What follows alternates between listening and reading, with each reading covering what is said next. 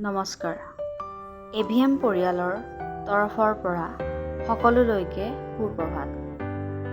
এইখনেই হৈছে চামগুৰিস্থিত অভিজ্ঞান বিদ্যা মন্দিৰ।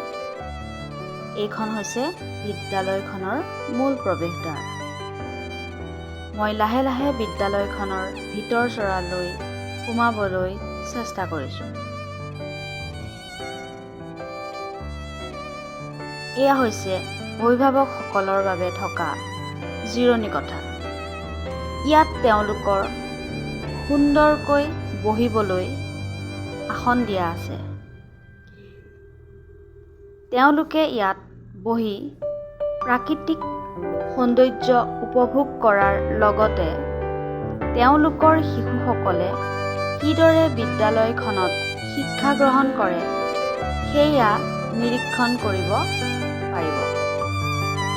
মই লাহে লাহে আগবাঢ়িছোঁ বিদ্যালয়খনৰ আটকধুনীয়া মঞ্চখনৰ দিশে। ইয়াত এই বিদ্যালয়খনৰ শিশুসকলে তেওঁলোকৰ প্ৰতিভাসমূহ বিকশাই তুলিবলৈ সুযোগ পায়।